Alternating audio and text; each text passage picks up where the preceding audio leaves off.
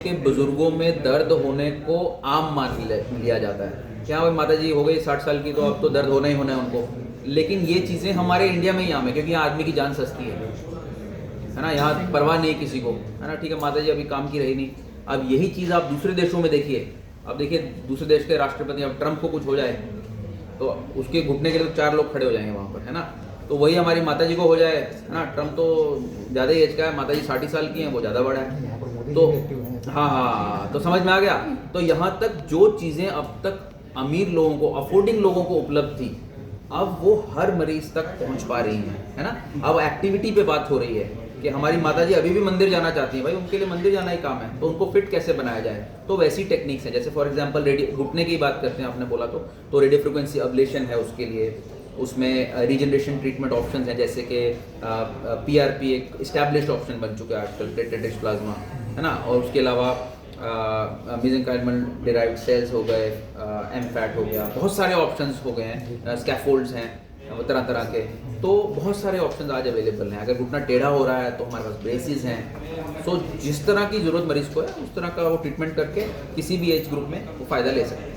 मुंबई में ये ट्रीटमेंट कहाँ से कौन सा? सो DY पाटिल जो यूनिवर्सिटी है, वहाँ का DY पाटिल जो हॉस्पिटल है, वो उनके जो प्रेसिडेंट है मिस्टर विजय पाटिल, वो इतने विजनरी थे जिन्होंने हमें पहली बार वो मशीन लेने दिया, इक्विपमेंट लेने दिया। इसके लिए फाइनेंशियल हेल्प चाहिए ना, कौन करेगा, नई चीज़ों को कौन लेके आएगा यहाँ। तो कोई ना कोई संस्था लेके आएगी, कोई सपोर्ट। तो नवी मुंबई नहीं, पूरे वेस्टर्न इंडिया में ऐसी मशीन जिससे कि ये ठीक हो सके, कूल रेडियो फ्रिक्वेंसी एब्लेशन की पहली मशीन जो है वो DY पाटिल में आई थी, और इसीलिए हमने वहाँ काम करना शुरू किया।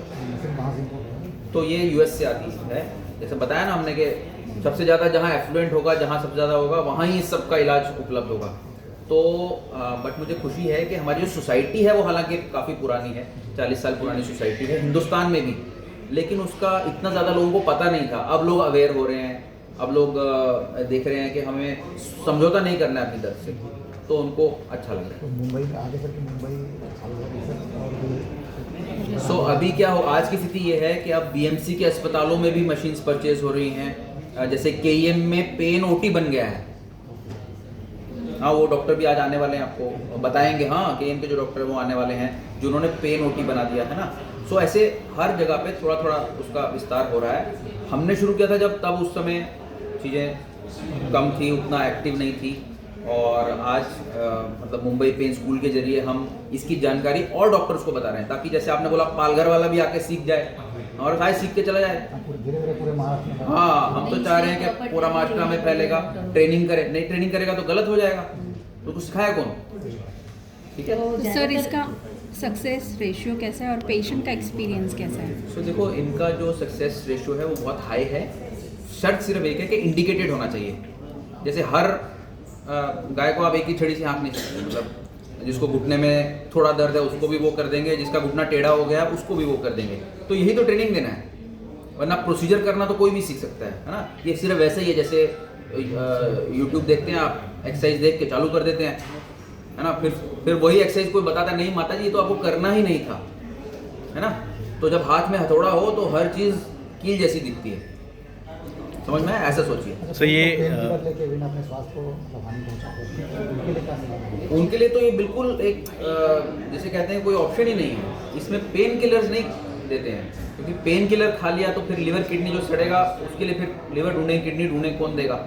लेकिन अगर उससे बचना है तो ही तो हम ये इलाज कर रहे हैं। इसको लेकर भी वही खाने हैं पेन किलर, तो फिर फ़ायदा क्या है। तो मोस्टली ज़्यादा देखा गया है जैसे पेन से रिलेटेड रहते हैं, तो उसमें जो भी मेडिसिन है वो भी कुछ किया जाता है। तो वो क्या करता है कि पेन के जो मसल्स हैं या तो उसको शून्य कर दिया जाता है, या फिर ब्रेन पे जाके ऐसा बोला जाता है कि उसको रिक्रिएट करता है कि वो पेन को कंट्रोल करे, या फिर उसको दबाए जैसा दे ताकि वो माइंड उसको ऑब्जर्व करना कम कर दे। तो इसमें भी क्या ऐसा कोई प्रोसेस है, सर्जरी या वो केस है जिसमें माइंड पे जाके वो कनेक्ट हो? बिल्कुल ठीक। तो इसमें भी बहुत सारे, एक नहीं बहुत सारे प्रोसीजर हैं। जैसे आपने हार्ट का पेसमेकर सुना है?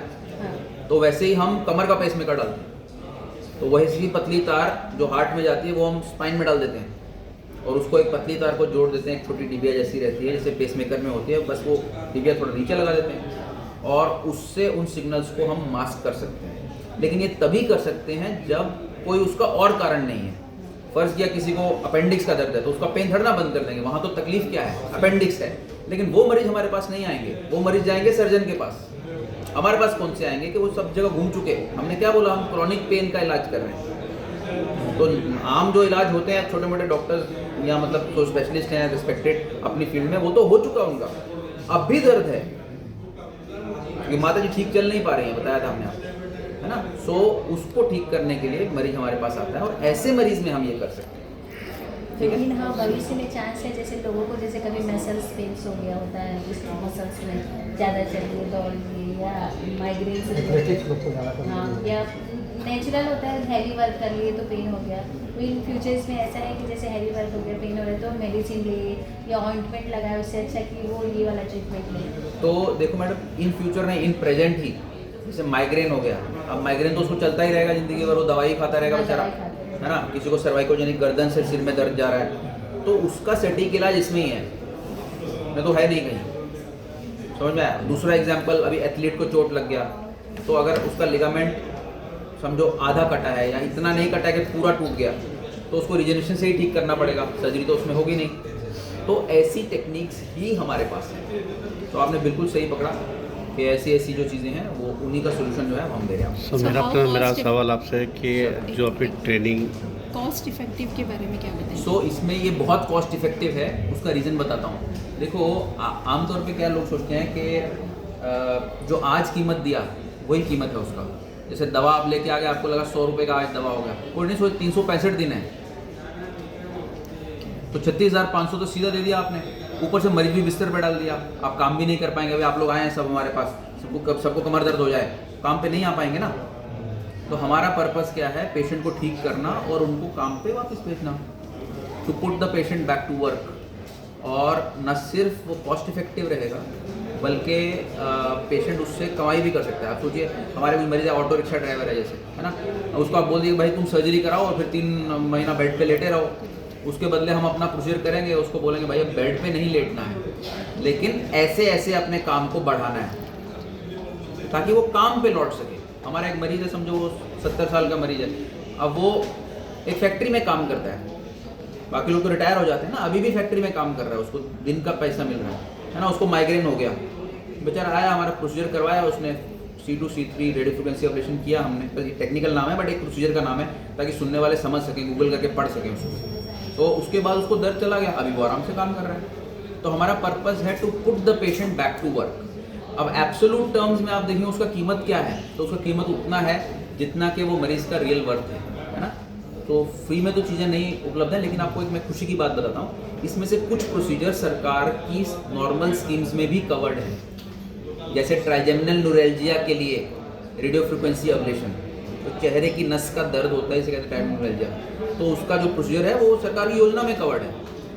तो अब आइए हमारे पास, हम डीवा पैटर्न में आपका हम फ्री में इलाज करेंगे, योजना में हम कवर करेंगे। तो ऐसी चीज़ें जिसमें मरीज को फ़ायदा मिल सके। आज 2 कवर हैं, कल 4 होंगी, फिर 6 होंगी, फिर आपके माध्यम से हम पहुंचना चाहते हैं लोगों तक, फिर 8 होंगे। इसीलिए तो आपकी मदद चाहिए, ताकि आप बुलाइए, उनको बताइए। सर मेरा प्रश्न है कि जैसे आपने वाला वो मशीन अवेलेबल डीवा पाटिल में शुरुआत की थी, हाँ। वहाँ से हमने ट्रेनिंग देना शुरू किया, तो अभी आप बता सकते हैं कि कितने लोग ट्रेंड हुए और आगे और कैसे आप सोच बहुत रहे बढ़िया हैं? सर, तो बहुत अच्छा सवाल आपका। तो डीवा पाटिल में हम लोग फुल टाइम फेलोशिप चलाते हैं पेन मेडिसिन का, जो हम पिछले 2019 से चला रहे हैं। तो आप समझिए कि कोविड से पहले से चला रहे हैं, तो आज काफ़ी साल हो गए और हमारे साथ बच्चे पढ़ के दूसरे शहरों में जा चुके हैं, यहाँ से सीख के दूसरी कंट्री में भी जा चुके हैं। तो वो फुल टाइम 1 साल आते हैं, यहाँ तक कि नेशनल मेडिकल काउंसिल ने हमें दूसरे देश से आए हुए डॉक्टर को भी हमारे साथ सीखने का परमिशन दिया, इसलिए हमारी इसको सराहना करते हुए। और जो हम छोटी वर्कशॉप इस तरह की करते हैं, जैसे अब कल 40 बच्चे कल सीखेंगे, 40 मतलब बच्चे मतलब डॉक्टर, हमारे लिए तो बच्चे ही हैं, लेकिन 40 परसों सीखेंगे, तो 80-80 बच्चे ऐसा ट्रेन हो रहे हैं। अभी 9 वर्कशॉप तो ये हमने नंबर में लगाया है, उससे पहले हम कहीं कर चुके हैं। तो आप समझिए 1,500-2 हज़ार लोग को हम ऑलरेडी उसका ट्रेनिंग दे चुके हैं, और जो छोटे या बड़े सब मिला के उसमें कर चुके हैं। उसके अलावा जब हमने शुरू किया उसके थोड़े दिनों में कोविड आ गया, तो कोविड में हमने इसका प्रचार इंटरनेट के माध्यम से किया, और उसमें हमारे आप चैनल पे देखिए मुंबई पेन स्कूल आप करके, तो आपको समझ में आएगा कि पूरे देश में से तो हैं ही लोग, लेकिन पूरी ग्लोब से लोग आते हैं उसको पढ़ने के लिए, सुनने के लिए। तो क्योंकि पढ़ाई ऐसी चीज़ है सरस्वती कि जितना आप बांटेंगे उतना बढ़ेगा। तो हम भी सीखते हैं और सबको भी सिखाते हैं। तो आप पूरी तरह से संतुष्ट हो जो आप कार्य कर रहे हो? देखिए संतुष्टि हो जाए तो काम बंद कर देंगे, है ना। तो संतुष्टि तो हमें नहीं, अभी हमें और आगे बढ़ना है। जैसे मैंने बताया गवर्नमेंट स्कीम्स में हमें लेके आना है, हमने बात की है। आज से 10 साल पहले हमारे पास डेटा नहीं था दिखाने के लिए जब हम गए थे, अब हमारे पास डेटा है, अब हम दिखा सकते हैं। देखिए हमने थोड़ा कुछ किया है, जिसको पसंद आए तो आप इसको सरकार की स्कीम में इम्प्लीमेंट कीजिए ताकि लोग उसमें ठीक हो सकें और उसका फ़ायदा ले सकें। तो आप हम पहले, इससे पहले हम एमजिम में थे, वहाँ बस भर के आती थी नांदेड़ से, और वो किसानों तक हम तो नहीं जा सकते, लेकिन अब है कि हम किसी को सिखा दें तो वो जाके वहाँ कर लेगा। ठीक है, तो मैं अकेला तो दूर नहीं कर सकता ना। मुंबई भी 2 करोड़ लोग हैं अभी, मैं किस किस का इलाज करूँगा। लेकिन अगर मैं सबको सिखा दूंगा तो मैं भी आगे निकलूँगा और मेरे मतलब मरीज भी ठीक होंगे, सब अपना कर पाएंगे। सर तो अभी इस भावना से हमने इसको शुरू किया। एक आप क्या मैसेज देना चाहोगे लोगों को कि जो आपकी फैसिलिटी के बारे में?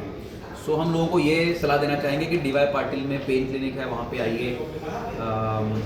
और जो गरीब लोग हैं, अफोर्ड नहीं कर सकते, उनको सिर्फ 20 रुपये की पर्ची है।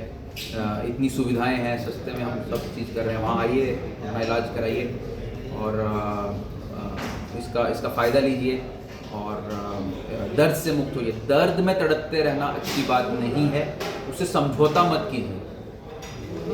क्या पता हम आपकी दर्द से आपको वो कर सकें। देखिए 100% हम नहीं कह सकते, हम डॉक्टर हैं, भगवान नहीं, लेकिन ये है कि जो बेस्ट ट्रीटमेंट किसी भी देश में इस दुनिया में अवेलेबल है पेन के लिए, वो हम आपको हिंदुस्तान में अपने घर की जगह पे एक बहुत ही सब्सिडाइज्ड कॉस्ट में हम आपको वो दिलवा सकते हैं। और अगर दूसरे बड़े हॉस्पिटल्स में भी आप जाना चाहें, किसी, है ना, हर तरह के लोग हैं हमारे हिंदुस्तान में। कहते हैं कि 7-8 वर्ग हैं, है ना। मर्सिडीज़ भी यही है, साइकिल भी यही है, और कोई लोग सड़क पे भी सो रहे हैं, है ना। तो मर्सिडीज़ वाले अगर आप हैं तो आप बड़े बड़े अस्पताल में आइए, लीलावती में आइए, अपोलो में आइए, वहाँ हैं हम, हमारे क्लिनिक पे आइए और इसका फ़ायदा लीजिए। Thank you very much sir. Thank you sir.